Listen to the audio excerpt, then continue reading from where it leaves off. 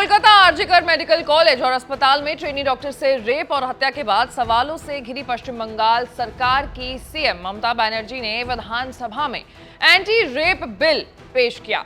इस बिल को लेकर के देश भर में खूब चर्चाएं हो रही हैं। अब इस बिल में क्या है, क्या प्रावधान है, कैसे इस बिल से महिलाओं को सुरक्षा मिलेगी, आज एक्सप्लेन बाय एबीपी लाइव में चर्चा इसी मुद्दे पर करेंगे। नमस्कार, मैं हूं आशीष सिंह आनंद।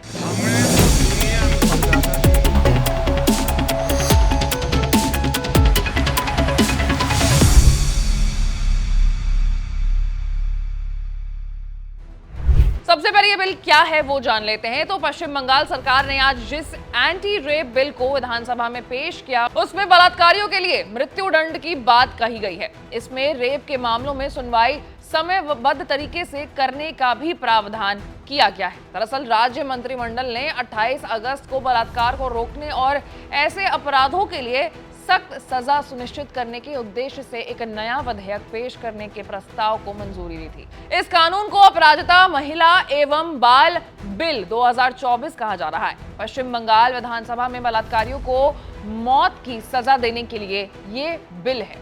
इस बिल को लेकर के पास करने का क्या प्रक्रिया रहा वो भी मैं आपको बता देती हूँ। तो राज्य सरकार की ओर से लाया गया कोई ऐसा विधेयक संशोधन जो केंद्र सरकार के विधेयक में समानांतर होकर अलग प्रावधान करता है, तो ऐसी स्थिति में राज्य सरकार को इस विधेयक के संशोधन के लिए उसे मंजूरी के लिए राष्ट्रपति के पास भेजना होता है। अगर तकनीकी पहलू से समझें तो राज्य सरकार की ओर से लाया गया कोई भी संशोधन भारतीय न्याय संहिता यानी बीएनएस और भारतीय नागरिक सुरक्षा संहिता यानी बीएनएसएस के नए आपराधिक कानून के तहत निर्धारित दंड के साथ असंगत दंड निर्धारित करेगा, तो उस स्थिति में उस विधेयक को संविधान के अनुच्छेद 254(2) के तहत राष्ट्रपति की स्वीकृति जरूरी होती है। अनुच्छेद 254(2) राज्य मंडल को समवर्ती सूची में किसी मामले पर केंद्र कानून के विपरीत कानून पारित करने की अनुमति देता है, लेकिन केवल तभी जब राज्य कानून को राष्ट्रपति की स्वीकृति प्राप्त हो। ममता सरकार का नया बिल बीएनएस, बीएनएसएस और protection of child from sexual offence act यानी पॉस्को में संशोधन करता है।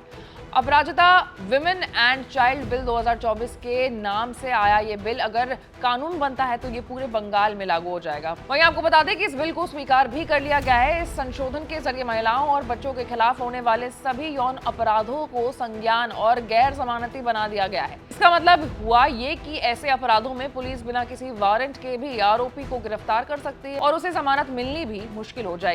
इतना ही नहीं, इस बिल में सभी यौन अपराधों में मौत की सजा तक का प्रावधान किया गया है, जबकि भारतीय न्याय संहिता में रेप से जुड़े सभी अपराधों में मौत की सजा का प्रावधान नहीं है।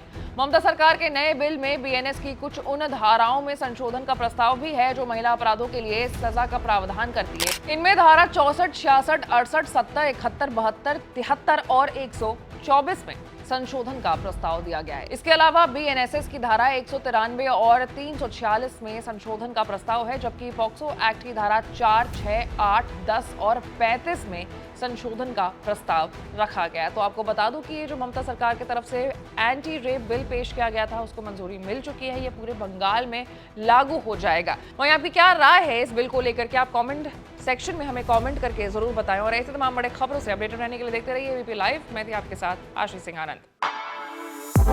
For exclusive and insightful videos, subscribe to our new channel ABP Live Premium.